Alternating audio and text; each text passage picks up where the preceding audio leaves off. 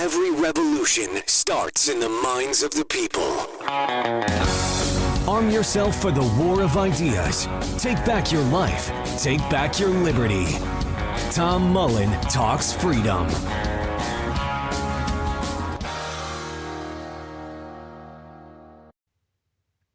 Hello, everyone, and welcome back to Tom Mullen Talks Freedom. Recording this on Sunday, February 15th, the day after Valentine's Day. Happy Valentine's Day to everybody I missed, the Hallmark holiday, as many call it. And I wanted to talk today a little bit about mass hysteria in general. I've got a few more tidbits to share on this Epstein saga, which is the current mass hysteria. But I want to pull back a little and just look at this century, which is now more than a quarter over. And it seems to me that the American public has existed in a state of mass hysteria over something for this entire century. And I'm going to run through what I don't think people realize that, that's been the case. Like, we go from one thing to another and we get these massive media campaigns focusing on what is currently supposed to be the end of the world. And, 6 months later, nobody really remembers that it even happened, which, points to my estimation of those events as pretty much mass hysteria. I mean, if they don't matter 6 months later, at least to the people who were hysterical about them at the time, then obviously that's what that was. It was a hysteria over something that was either not that important or not nearly as important as the media, which is just dominated with perverse motives, and the public, which doesn't get enough blame for our political ills and societal ills as it should.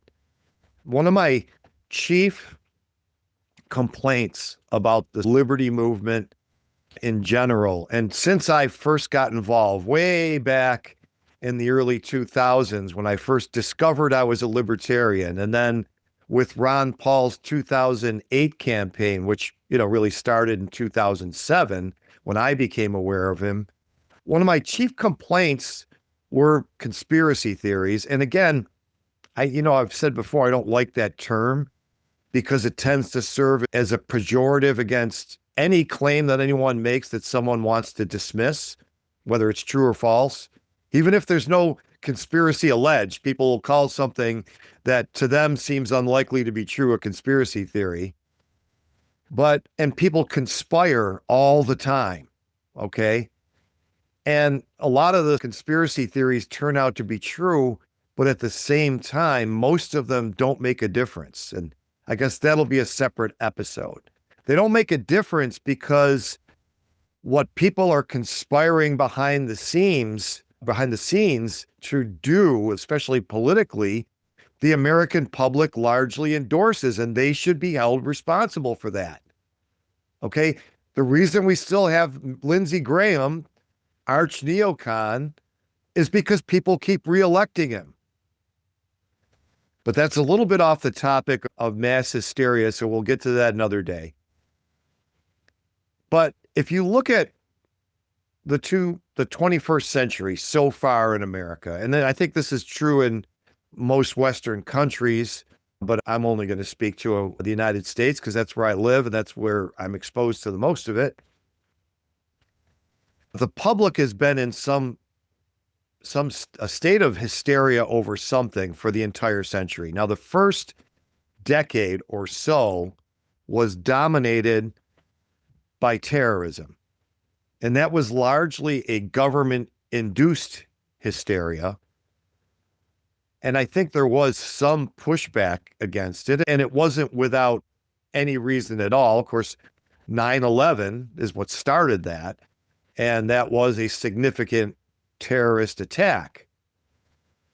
Now, we came to learn that it was really a one-off, and some people early on were predicting it would be a one-off, that the factors that went into something like that being successful are unlikely to be duplicated.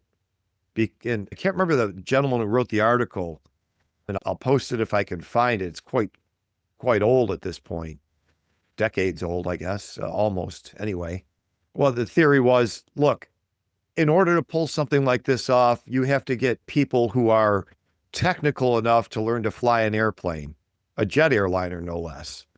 Even though they didn't have to take off or land it, you have to get people who are also that intelligent, that able to be organized. And now we know that they were working on this for years and staying undercover, and the FBI knew about them and, for whatever reason, did not prevent them from pulling off the attack. And I don't necessarily ascribe sinister motives there. Never ascribe sinister motives where rank and competence will also explain what happened. So, and then you also have to have people who are willing to give their lives for this cause. Now, as much as the propaganda says, well, and anyone who's a Muslim is willing to die for Allah and go to the 72 virgins. That's true for a very small percentage of Muslims. Okay. The nuts, right? So to get somebody nutty enough to do that, or unhinged, possibly by, I don't know, we bombed his daughter's wedding or his sister's wedding and blew up a bunch of kids in some attack. That would motivate some people who were otherwise rational. But again, history shows that the attacks got dumber and dumber. The underwear guy, the shoe guy, and, got down to much more limited types of things like trying to run people over with a truck. I'm not saying these things aren't bad, but the spectacular blowing up of two huge buildings, killing thousands of people in one attack, we haven't seen that duplicated. Thank goodness. But to the extent that the public bought in that we were in danger of that, a mushroom cloud over New York City, as George Bush implied, or I think he even said mushroom cloud in one of his speeches. I do remember his voice voicing those words. That was a hysteria. It was like, yes, there was a terrorist attack, and now we're going to let them run roughshod over most of our liberty. The Fourth Amendment went the way of, bit the dust. We're going to let them spy on us. We're going to let them monitor our bank accounts and our emails and our phone conversations. And again, I don't believe that 9/11 was an inside job, but it was a huge opportunity for the government and people in the government, again, not necessarily with sinister motives, because the road to hell is paved with good intentions, but people who have been dying to have more power, who see constitutional protections as an impediment to them doing their job in law enforcement, terrorist, anti-terrorist work, that kind of thing, and who had proposed things before that had been previously rejected. That's really what the Patriot Act was. It wasn't this new legislation they just wrote up hundreds or thousands of pages. What it was is, hey, John, remember when you wanted a bill that said anyone withdrawing $5,000 or more had to, the bank had to report it to the government? Well, look, now's the time to put that back. We're doing a bill. Get that. We're going to put it in. That's the kind of thing that happened after 9/11 with things like the Patriot Act, the Military Commissions Act, everything they always wanted. And the public largely supported this. Contrarians like you and I, my listeners, I assume most of my listeners, we were screaming bloody murder, but most of the public wasn't. Most of the public believes that constitutional protections for those accused of a crime are a nuisance. I mean, think of what's popular on television. Every cop show you ever saw, the cop derisively, Sipowicz, right? Oh, the victim has, or the defendant has rights. They say it with all this contempt. Yeah, it keeps me from doing my job, and people eat it up, right? Especially conservatives, but, a lot of liberals too. I mean, these programs are watched by, vast audiences of people, or at least they were. forgive my 20th century reference there, I'm from the 20th century. My name's Tom Mullen, and I'm from the 20th century, the worst century in human history for freedom. And so, yeah, that hysteria was largely government driven, media driven. It helped, people with perverse financial incentives. All the defense contractors loved, anti-terrorism and loved the military actions. Apart from the two big wars, they like those, and then they like, bombing Libya and invading Syria and all the other ones. Okay. So all these things come together. And I think by the time Bush, his second term was over and Obama got elected, we had the financial crisis, and that hysteria was starting to subside, and the war on terror had become very unpopular. And in fact, Obama was largely elected, I don't think so much for something like Obamacare, as like, just don't be George Bush. That's what the average swing voter was thinking. Just don't be George Bush. Don't spy on us. No more wars. We're sick of them. And of course, he was exactly the opposite. He spied even worse. And although he didn't start any big, huge wars, he started more, quantifiably, and may have, created more terrorists with his tactics of drone bombing individuals and hitting a whole bunch of innocent civilians. Now, fighting a war and also hitting a whole bunch of innocent civilians is one thing. And of course, that breeds resentment. But there's a certain pass, and I don't agree with it, but like when you're at war, the population almost gives you somewhat of a pass for dropping bombs, as opposed to, you're going to a wedding one day and they mistake the church or the mosque or whatever, or wherever they held their weddings, the outdoor place, for some place some terrorist was in. And a missile comes out of the clear blue sky when in an otherwise peaceful setting and blows up your wedding or hospital or whatever. Those kinds of things make people even more angry than conventional war, which, gets a pass in all societies. But anyway, the main subject of this podcast is hysteria, mass hysteria. And I think it really started in the 2010s, and perhaps the advent of social media as we know it today, as opposed to MySpace, which was kind of the pioneer, Facebook and Instagram and Twitter and all the rest becoming more prevalent. I think of that more as the 2010s, just from my own memory. And this is where we started to get a series of moral panics, disproportionately for sexual crimes, okay, where there's massive media attention, there's massive public buy-in and virtue signaling and outrage and hysteria over these events.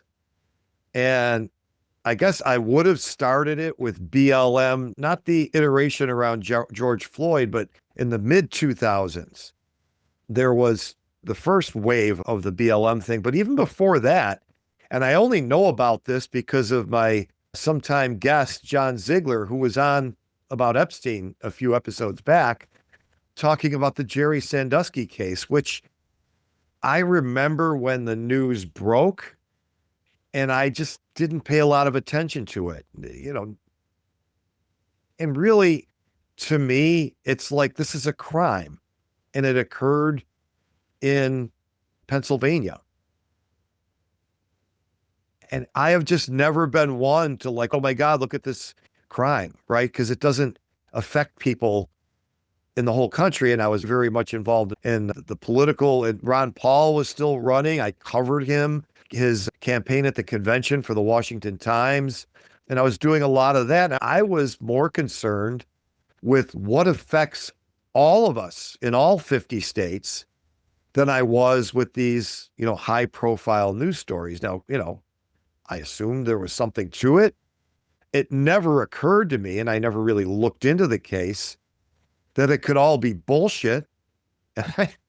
And I actually believe that's the case today because of the way I discovered John Ziegler was because he did like a 70-hour podcast and he followed this case for years, like a decade. He's still somewhat following it, still somewhat reporting on it here and there when there are developments.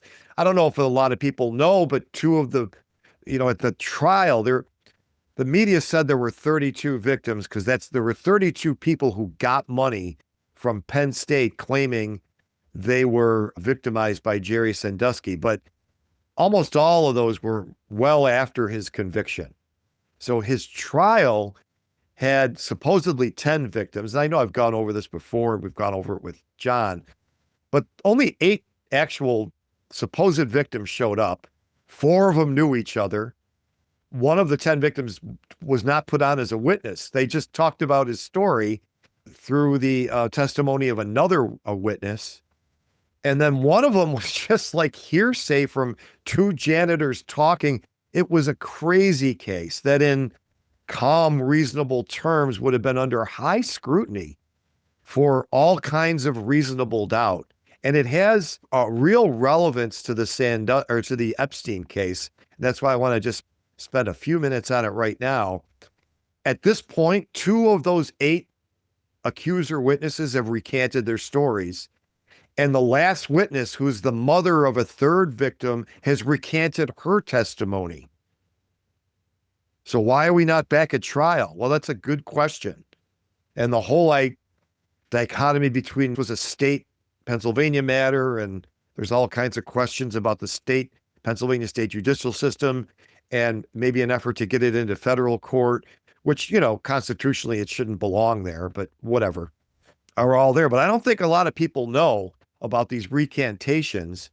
And in general, some of the similarities between the Sandusky case and the Epstein case. 1, the lack of dates for any accusers. Okay. So besides the Virginia Giuffre, and I don't know if I'm pronouncing her name correctly, there are no dates. Nobody gives a date when any of the abuse happened, and people sympathetic to them. Well, it happened a few years ago. Well, first of all, no, it didn't happen a few years ago. It happened decades ago. Another problem. But when you give a date, it can be falsified. You say that I hit you over the head on Wednesday, February 10th, and I've got hotel in Buffalo, okay? And I've got plane tickets and hotel receipts that show I was actually in Cleveland that day. So I couldn't have hit you over the head that day. That provides me with a defense that you don't have to believe my word. Here's some documentation. So none of the accusers for Sandusky ever gave any dates. And that's very convenient for the prosecution because Jerry Sandusky, as a defensive coordinator for a huge high-profile football program, and somebody who traveled extensively to speak on charitable issues, would be able to falsify an awful lot of dates if they were given. The one date that was given in that case, which was Mike McQueary saying that he saw this thing happen in 2003, turned out to be wrong. That was proven wrong by email activity, later found that it was actually in 2001. And I think Ziegler has shown that even that date, that is so far still the official date of the McQueary episode in the Sandusky case, the boy in the shower that launched the whole media frenzy, even that date is impossible. And that the incident that occurred actually happened in late 2000. And the boy in the shower initially came forth and not only said nothing ever happened there, that he had been in the shower many times with Sandusky and they horsed around, but he had never been uncomfortable and he had never been sexually abused or even, inappropriately touched. but he angrily denounced the police for trying to get him to say so. Said, "I'm never going to say anything about Jerry Sandusky. This interview is over," and stormed out of the police interview. That witness later flipped after meeting with what would eventually be his civil lawyer that got him millions of dollars. Now, he didn't testify at trial because obviously his testimony would have been very problematic, having said what he said just, a few weeks before or months before he flipped. So again, without relitigating the lack of dates, the unfalsifiability of any of the claims, the lack of any supporting documentary evidence, the presence of documentary evidence that refutes the story, the narrative, including that Sandusky has no testicles, basically, and does not seem physically capable of doing anywhere near what he's accused of doing, if he's able to do any of it. Okay, so the Epstein case, no dates, except for one. Geoffrey claims that a picture taken of her and Prince Andrew was taken March 10th, 2001. Now, you have to remember, Geoffrey was 17 at the time of this incident. And she would have been legal. She was of legal age in London. And she was of legal age in like 37 US states. In New York, where I think she met Epstein. I can't remember if she was Florida or New York. She would not have been legal in Florida. But really, the idea that, the only way that Prince Andrew would have been culpable is if he had sex with her and knew that she was being coerced to do it, rather than just having sex with her. Because the legal age of consent in the United Kingdom is 16. So she was 17 and a half at the time. You could think that's sleazy or whatever. Now, first of all, Andrew denies ever having sex at all with her, and he doesn't remember meeting her. Now, there is a picture. He thinks it might be faked, but even if it's not, it's a picture. Okay? That's the hardest evidence beyond victim claims, alleged victim claims, in the whole Epstein saga. That's it. There's no other corroborating evidence. And I don't really want to litigate the Epstein case. I do believe Epstein's guilty of having sex with people who are underage in the jurisdictions where he did it, and even some in any jurisdiction that I know of. But the narrative really isn't about him. I don't think anybody really cares as much about him from the sexual crime thing as they do about the supposed client list, trafficking operation, etc. So we'll get back to that, because I want to stay on the timeline, because you had the Sandusky thing. It was very dominant in the news. Oh my God, how could we, society, have let this happen? And I think he's an innocent man that got convicted mainly because of incompetent defense and no presumption of innocence, no vetting of the claims by the accusers. The fact that 4 of them knew about him and didn't come forward for months after the investigation was public, and they were all kind of recruited by the mothers of one. And these 4 boys at the time, teenage boys, men at the time of the trial, all appear in a picture together in Jerry Sandusky's book. So we've gone through all that on previous episodes. I won't relitigate it, but I believe Sandusky's innocent. And it's really a travesty, and it's really driven by the same kind of hysteria that I think has already smeared some innocent people in the Epstein case, and may get some wrongly convicted, and at least a lot of people wrongly smeared. Now, some of these people, maybe a lot of them, are people I wouldn't particularly like. But if that's our standard, I don't know, let's just throw away this whole constitutional thing, the whole even liberty movement, that you are a free person and you can't have violence and force used against you by people just because they don't like you. All right. So there's that. So we go from Sandusky, and the next big one was BLM. And there was a stark difference between the media claims about BLM in the mid 2000s while Obama was president and those in the the mid 2010s and those in the late 2010s when Trump was president and in 2020. So in the mid 2000s, there were several cases, and I wrote about this, where the black person in question didn't seem to be doing much wrong. You know, they pulled over for some traffic stop. No, in every case, they refused to comply with policemen's orders, but not in a violent or threatening way in some cases. And I remember one, her name was Sandra, and I don't remember. She got pulled over and she's arguing with the cop, but she's not yelling. She's not waving her hands. And she says, "Really, you're pulling me over on a failure to signal?" I think she didn't signal when she changed lanes. Now, this woman later killed herself in prison, I believe. So, I mean, it wasn't like the cop shot her, but she died.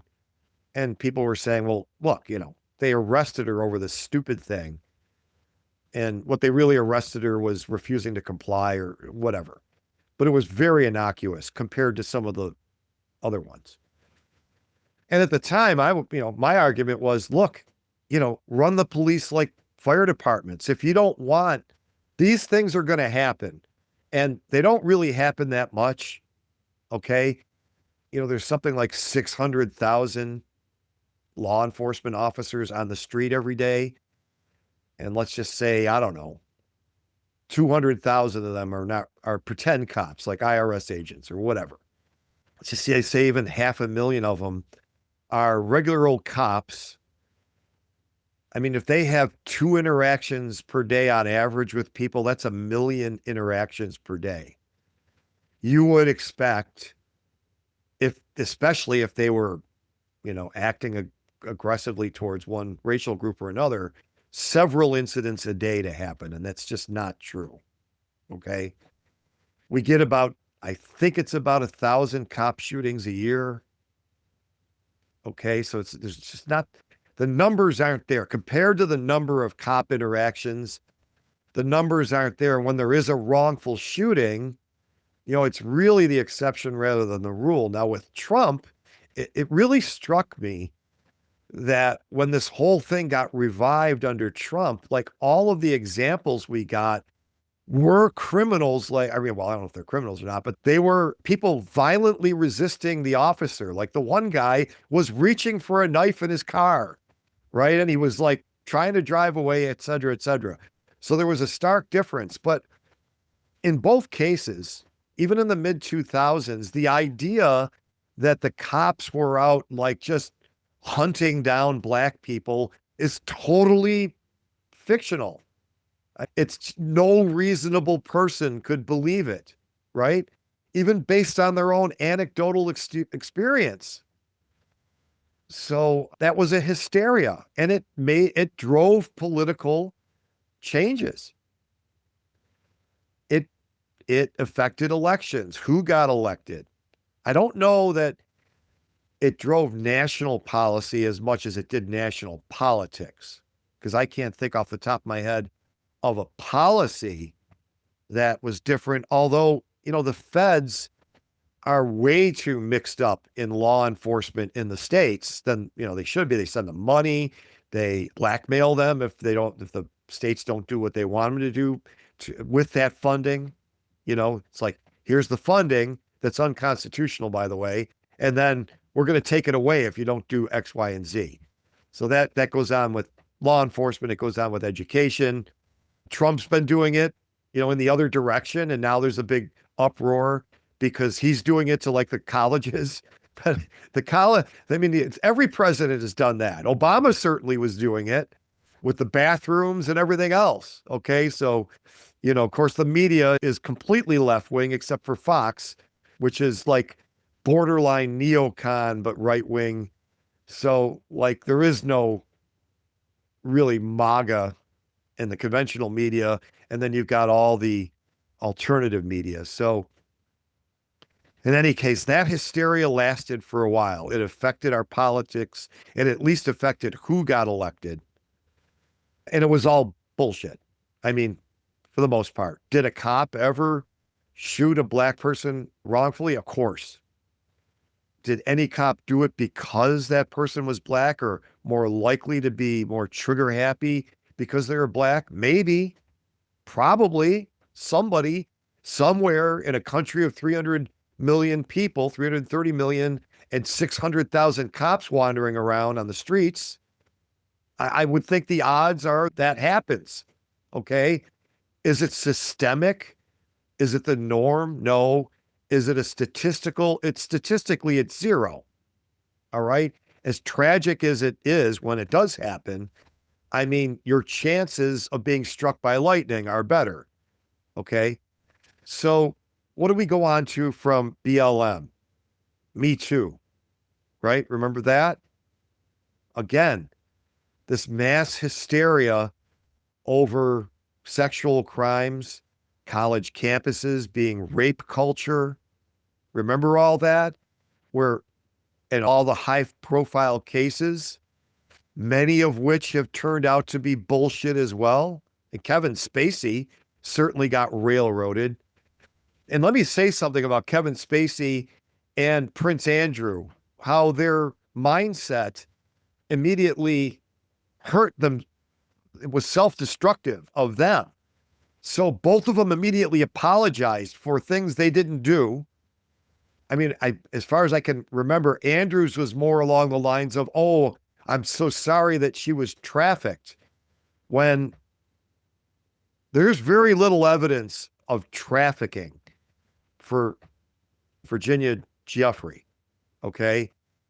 And again, I hate this word. I've talked about it before, but trafficking in the actual laws is distinguished from soliciting prostitution this way.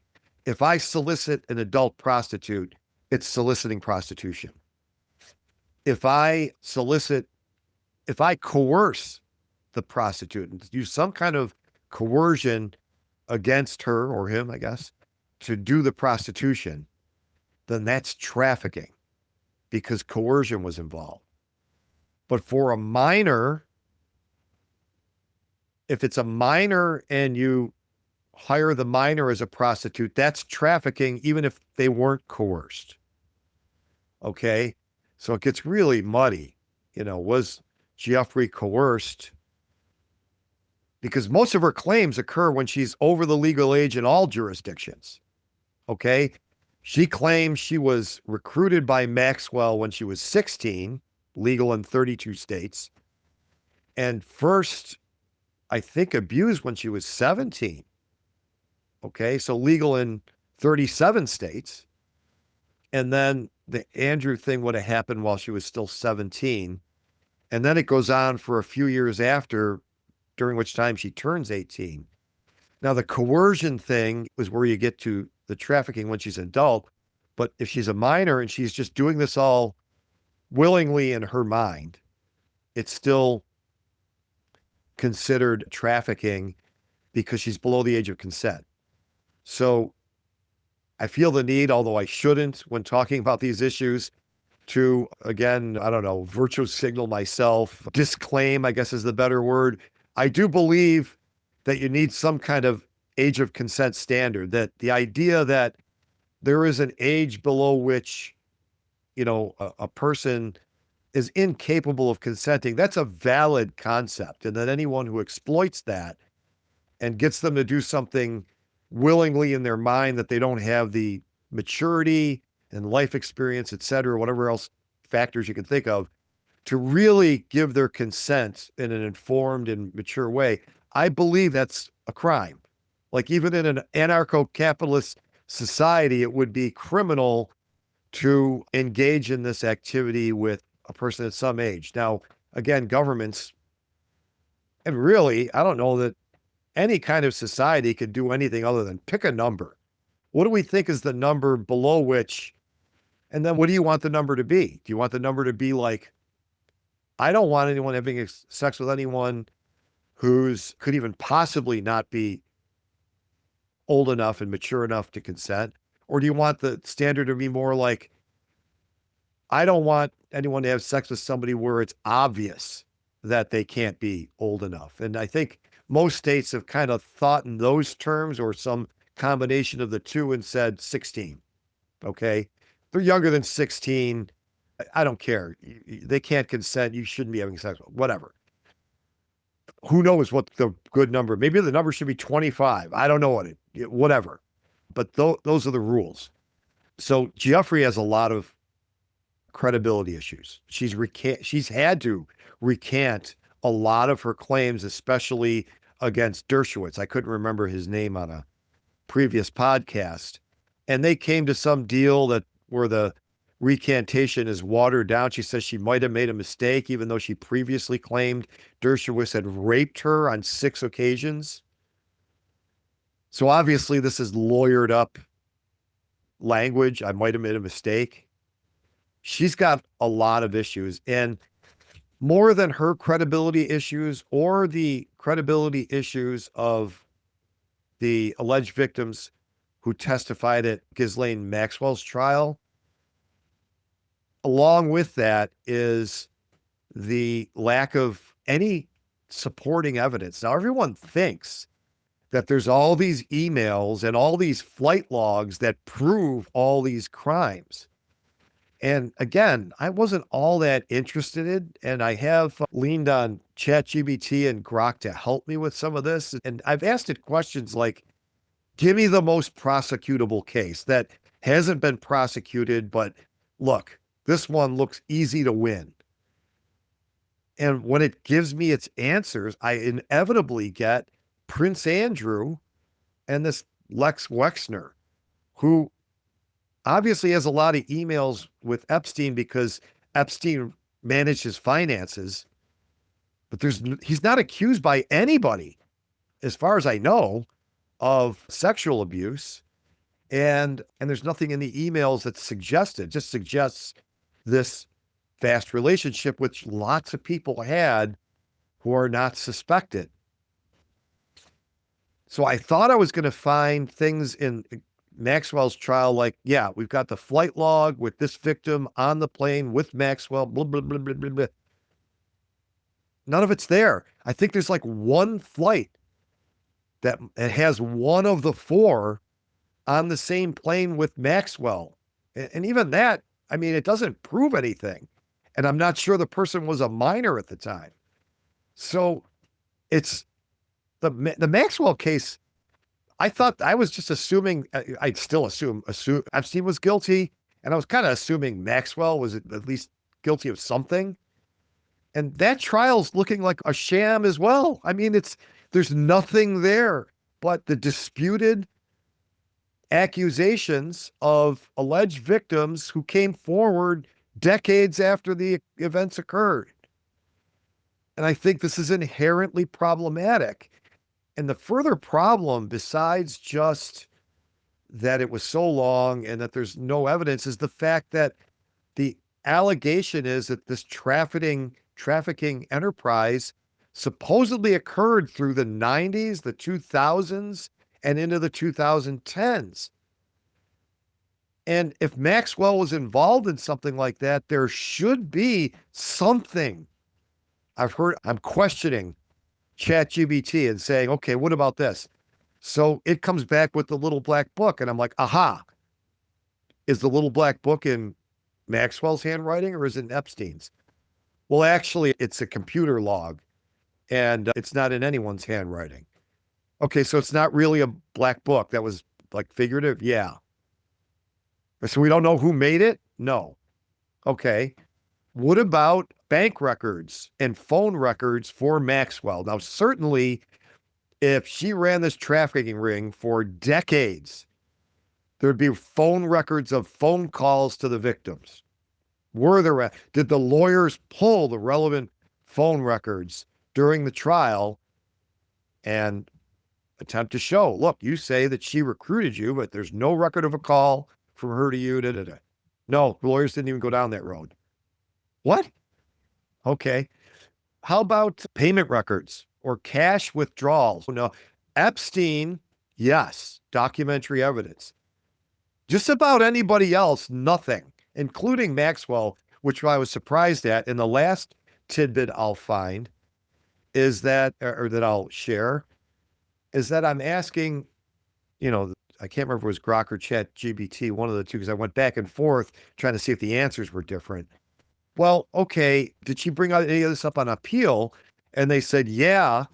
And something I didn't even have any knowledge of, but it said, and she also cited that that two of the jurors had credibility concerns about the witnesses upon which the whole case is based.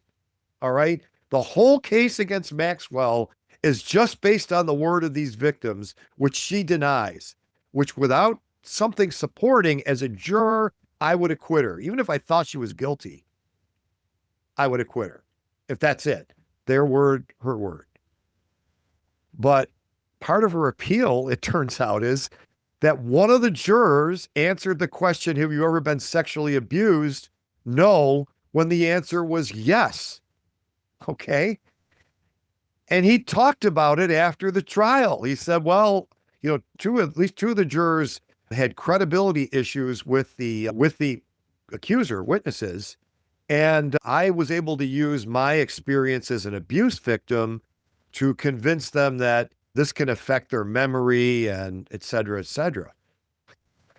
All right. So did he lie on the questionnaire? I mean, obviously, if he checked yes, the defense has a certain number of jurors they can just get rid of. And part of their appeal was if he had checked yes, we would have not allowed him on the jury. Okay. He claims it was a mistake. There was 50 questions and he didn't look carefully enough. I find that claim highly dubious. The court believed it.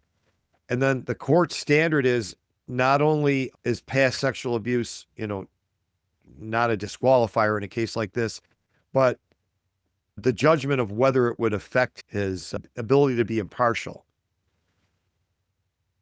And so the judge said that having seen the check mark, question the witness, I would have said, well, he still can be impartial. I wouldn't have disqualified him.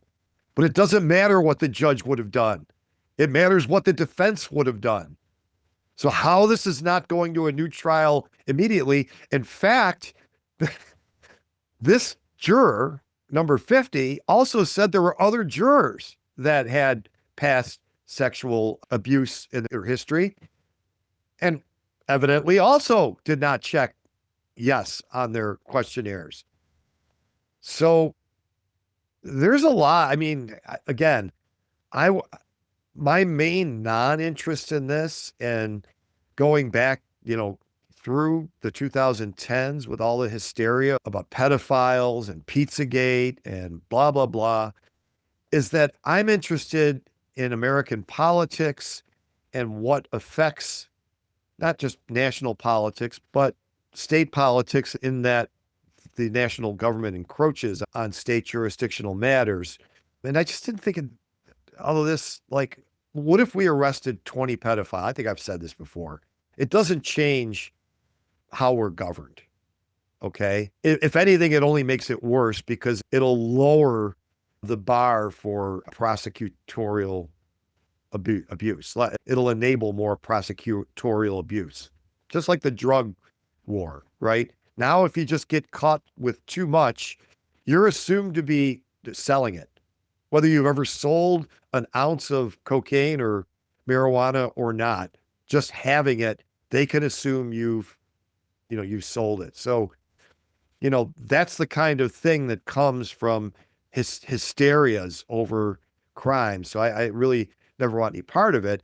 But since this became so dominant, and since I sense that, again, even the libertarians, not just libertarians, but the ones I like, the Ron Paul crowd, even that they are obsessed with this. There's this unspoken sense that this is going to solve something in the direction of making the U.S. more libertarian, and it's not. Okay.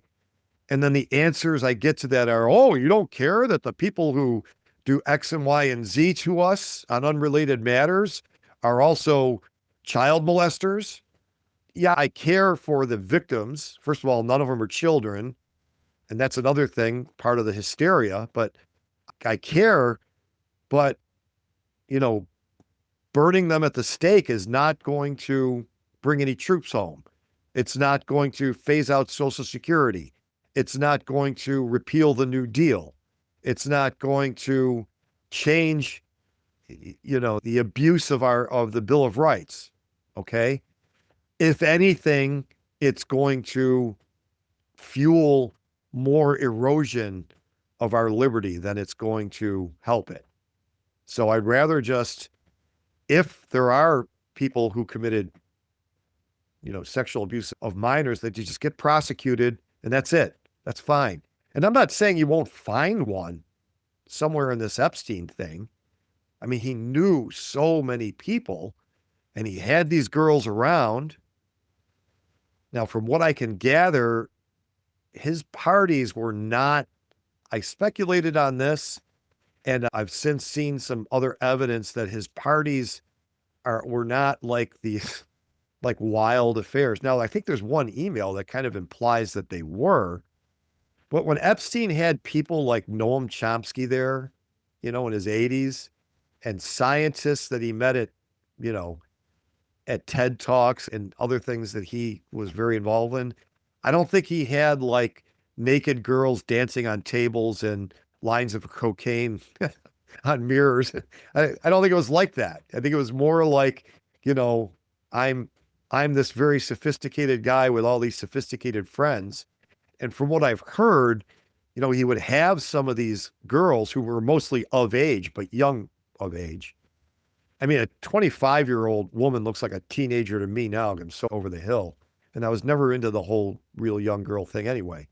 But he would have them around like serving drinks and, bartending and whatever. And, having lots of young, pretty girls around is something that happens at like corporate events. I've done a million trade shows. Anyone else who has knows the term booth babe, right?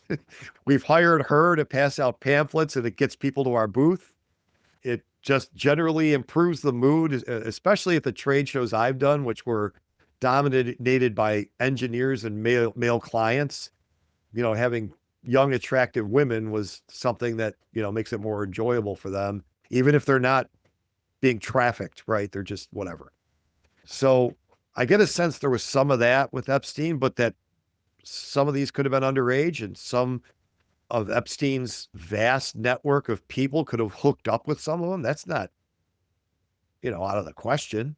We just haven't seen any evidence of it so far. If they release something tomorrow, that's, with Epstein saying, hey, Jessica really liked you last night. She wants to get together again. And we find out Jessica was 16 at the time, or let's just say 15. So we know she's not legal wherever they were. Okay, well, prosecute that guy, right? And also give him did he know she was 50? Should he have reasonably known? So, and I'm all for it, then prosecute him. If it turns out to be Trump, prosecute him. If it turns out to be Elon Musk, prosecute him. I like Elon Musk. Still think he's a socialist, mainly because he says he is. But Trump, I can go either way on. Depends on the day. And that's another subject, that he's not really the idiot that he portrays himself in the media. Another concern of why that's more popular than the real Trump, which even liberal reporters have said, I've met with this guy dozens of times. Why doesn't he just act like he does when he meets with me as a reporter? And Bill Maher said this, and he had a reporter on saying the same thing. I don't know. There's like, I don't know. Well, here's the answer, because the buffoon plays better for his base, which is a concern about his base, not Trump. Anyway, so we'll see about the Epstein thing. The one thing that's apparent, again, is that the idea that there was some trafficking ring, and that because of Epstein's connections to intelligence, which seemed to be real, but also somewhat tangential and limited, that again, they're blackmailing powerful people, and this all feeds into this desire of people to think we have the political systems we have because there's a whole bunch of pedophiles and they're being blackmailed to do the things they do. Just total fantasy. By the way, there were no cameras either. They found like 2 cameras at his Florida property. One of them was like a general one, like over the whole main area of like the place where most people would be.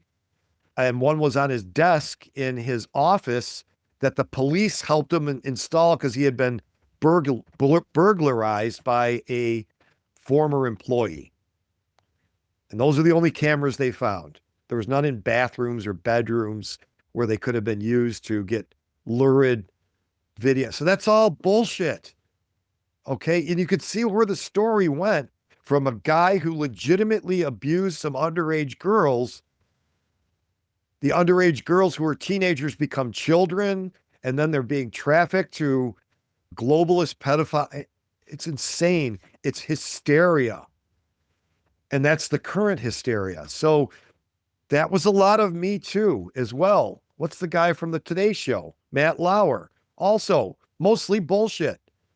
And in fact, I'll try to find the article where he answers the charges, and you decide for yourself who's telling the truth. I think he is. I think he admits to having a sexual relationship with another employee. Okay.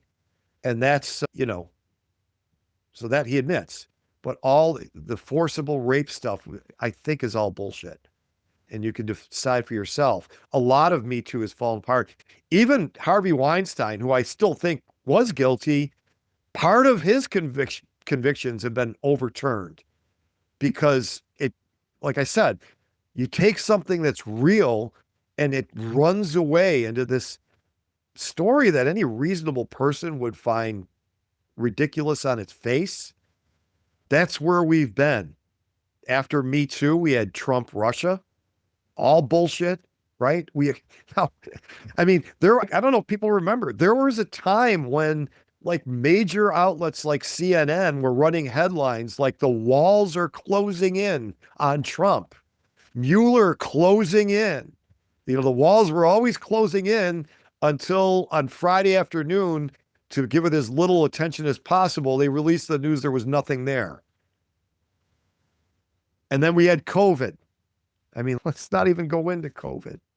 Like there's studies now, and I've done stuff on this closer to COVID and since COVID, that nothing the governments did made a difference.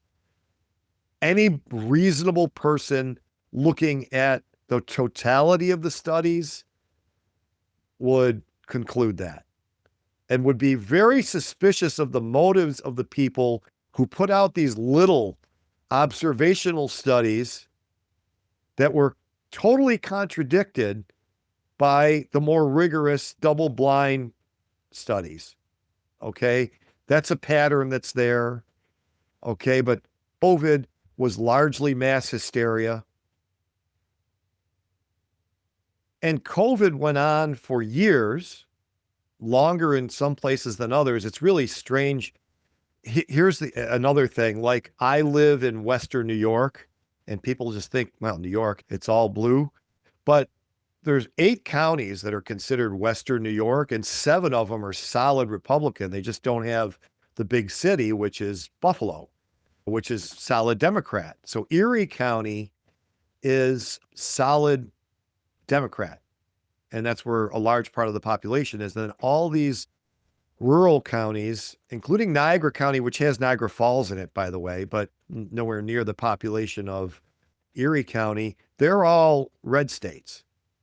And hopefully I don't need to tell my audience that in no way do I consider Republicans just being, that's the good party and the Democrats are the bad party. But there is a difference.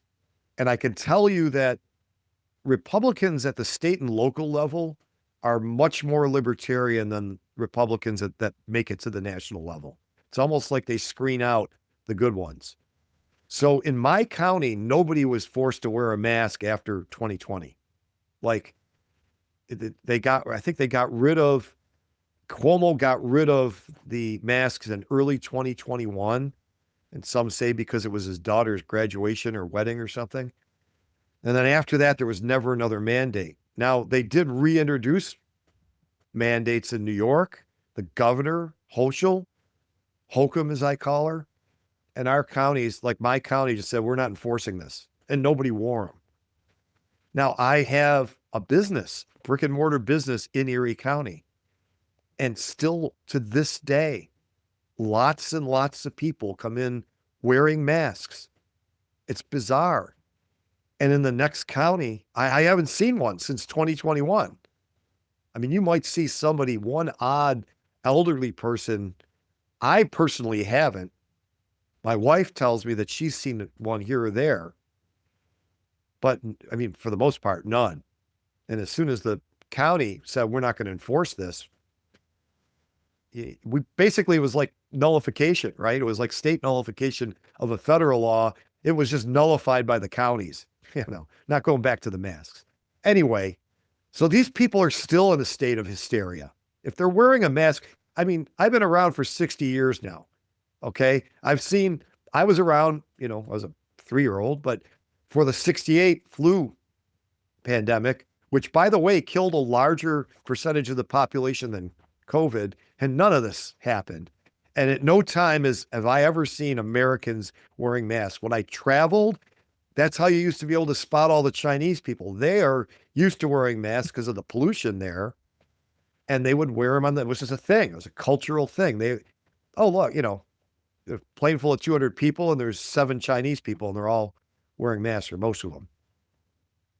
Now, you see, it's everywhere.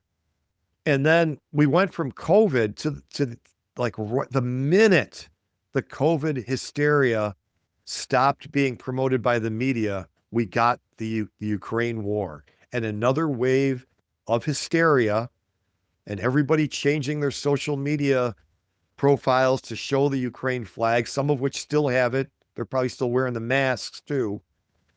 Most of which had no idea about the history behind this. No idea that the U.S. overthrew Ukraine's government twice. I had been complaining about the expansion of NATO. It was like my first political complaint in the 90s was like, look, I grew up during the Cold War. I was taught to run to the window in the classroom and duck down under the wall. So when the windows blew out during the nuclear explosion, we wouldn't be hit with the glass. Okay, that was me in the 70s in grade school. And all during the 80s, the Cold War, the commies, blah, blah, blah, blah, blah. And all of a sudden it was gone. And it was a miracle to me that was over. It was like something had happened that I could never have imagined would happen. And I remember watching the Berlin Wall and the people there chipping away at it with the, what do you call it? It's the, whatever you picks and everything. And the guys with the machine guns just standing there refusing to shoot them. It was just like a miracle.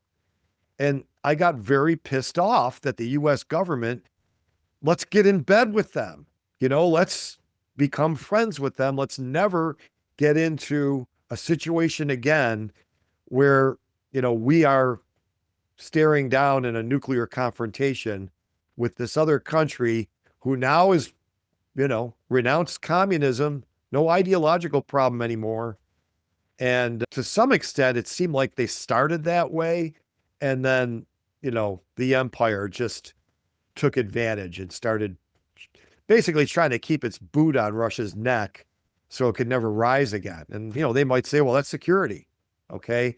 John Mearsheimer's The Problem with Great Power Politics is very instructive here. And of course, the neocons were saying we've got 20 years before another great power arises. So we should do thus and so. And the empire basically did thus and so. And 9/11 gave them like a golden ticket to do the thus and so. But anyway, we had the Ukraine hysteria. Yeah, everyone's forgotten about that now. Nobody cares about Ukraine anymore. But it was the most important thing in the world to people who had no idea. I probably couldn't find Ukraine on the map. Another hysteria. And then, this Epstein thing came back. So actually, the Epstein thing came back in during the Trump years. And I think people, have the idea that the second round with Epstein was like, oh my God, this guy, I thought he didn't learn his lesson. I might even have said that from his 2008 conviction, his plea deal, that he kept going with this. But the bulk of what they were indicting him on in 2018 or 19 was conduct that was supposedly covered by the plea deal and for which he wasn't supposed to be prosecuted after. Like, very little conduct is alleged after 2008. A lot of it really, like the whole Andrew thing is from 2001. So, I mean, these crimes are very old. So I'm not saying Epstein didn't keep doing this. He probably did.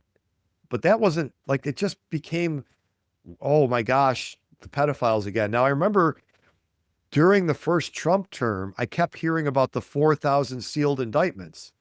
And I think that was, we're going to indict all these pedophiles, 4,000 of them that are running the world. And I did a separate podcast on how many different groups have a motivation for this. And that motivation that came from the whole QAnon crowd was that, I don't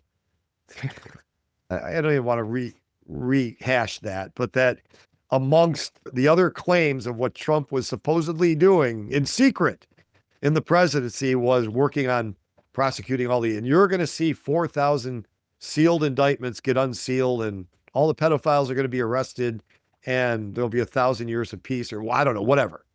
Of course, that was all bullshit, right? Millions of people believed it. And I know I forgot to mention that, even the election. Okay, so Trump says it was stolen. I think it was really fishy.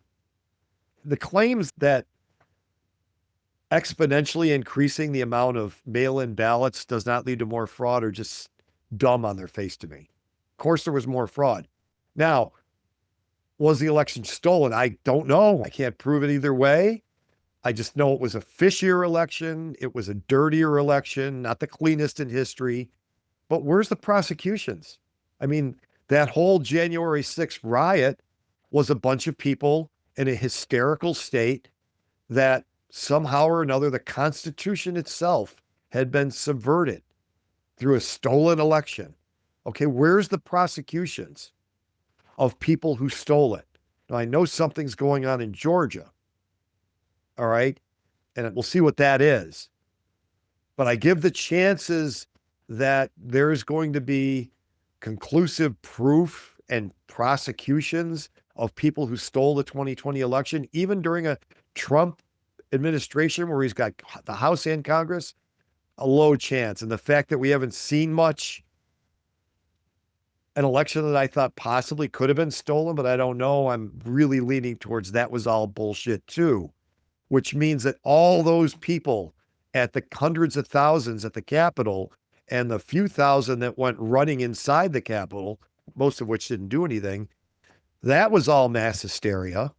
And then the reaction that this was some kind of insurrection that had any chance of resulting in anyone but Joe Biden being inaugurated at the end of that January, that was mass hysteria that went on for years, fueled by the Democrats. But millions of people believe it. I mean, this is where we've been. And I think a lot of people will point the finger at social media. But the American public has just become this hysterical mob. And to me, that's very frightening. Because for everyone who's not hysterical, this affects your life too. They're making political decisions based upon, first of all, things that aren't true, that they're hysterical about, that wouldn't matter if they were true as far as their political decisions are concerned. I mean, this is where we're at. And I don't see any sign that it's going to stop. In fact, with all of the possibilities AI creates for mass dissemination of bullshit, in addition to all the great things it can do for us, I just think this is going to get a lot worse before it gets better. And I don't really have a good answer to that. I just want to call attention to the hysterical nature of the American public at almost all times for the last 2 decades.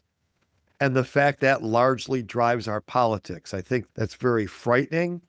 It leads to injustice, like this thing with Epstein. I think no one's been convicted besides Maxwell, and I'm not convinced of her innocence, but I'm convinced her trial was unfair, at least, and that should be retried.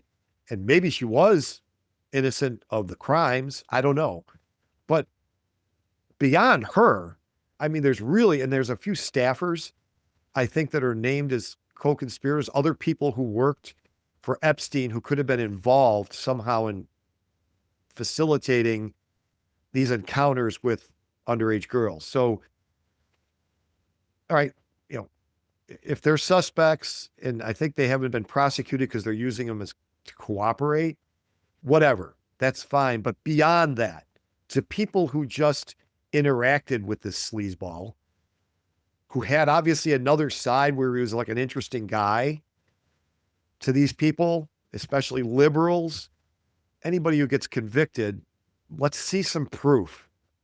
Okay, just an accuser and a bunch of emails saying they knew or had a relationship with Epstein is not enough, but I'm afraid that will be enough. And they'd even some claims we would otherwise consider outlandish on their face will be accepted, and that could lead to, some innocent people being burned at the stake, whether it's legally like imprisoned or just their careers ruined. Now, Thomas Massey, whom I love and still continue to support and would vote for him if I could, if I lived in Kentucky, he released those 6 names, and we have no evidence that any of them, we know 4 of the names of the 6 in his famous unmasking were guys who were like in a lineup, and that's their connection to Epstein or being mentioned in the files. And they definitely have nothing to do with it. That Roe partner of Massey's has already apologized for having smeared them by releasing their names when he thought that they were somehow involved, and it turns out they're not. That's 4 of the 6. The other one is that Wexner, Epstein's financial client. And then the 6th one is this guy in the United Kingdom who Epstein emailed saying, "I love the torture video." Now, what that means, we have no idea. It's not tied to any crime. Again, the word torture's in it. Does that mean the video was somebody singing really badly? Or was it torturing a 3-year-old? Or was it something in the middle? We don't know. But based on that, this guy's lost his career. I consider that significant, right? I mean, what if it turns out that email is innocuous? What if they find it? Okay, now maybe the guy was a scumbag. I don't know. But I don't want to see people. This is like what the left did in the past decade, and what the whole Trump movement was supposed to be part of getting rid of. Cancel culture, remember? Well, this is cancel culture being wholeheartedly endorsed by not just the right, but a lot of libertarians. And that bothers me the most, especially when it's the libertarians I otherwise like and continue to like. Nobody's perfect, but I beg them to slow down on this Epstein thing. Be the voice of reason. Our movement was born during the age of reason and John Locke and property rights and due process and all those things that we're supposed to stand for. We'll even defend a Nazi if his civil rights are being violated. And here we are, like, well, not we, but you, part of the screaming mob, celebrating the loss of some guy's career. I'll take a victory lap. I said that nothing should be done to Google for canceling people and deplatforming and all that. And I turned out to be right, because the market solved that, just like I said, because it's not an issue anymore. No government action, just the free market. And I'm saying that being part of the howling mob during this Epstein thing is not going to age well either. So I'll leave it at that. I know I've gone on for a while here. Appreciate all of you listening. If you're not already a subscriber, please subscribe to the podcast. Please share it with other people. You know, there's a video version. If you're I get way, way more downloads on the audio version than the video. That might be because seeing my face isn't a selling point. But if you like video better or think that's more appealing to a bigger market, then share the YouTube version of this. And I will see you next time on Tom Mullen Talks Freedom. Thanks again for listening. The war of ideas has only just begun. Arm yourself with the knowledge you need by heading to TomMullenTalksFreedom.com and subscribing to our email list. And remember, every revolution starts in the minds of the people.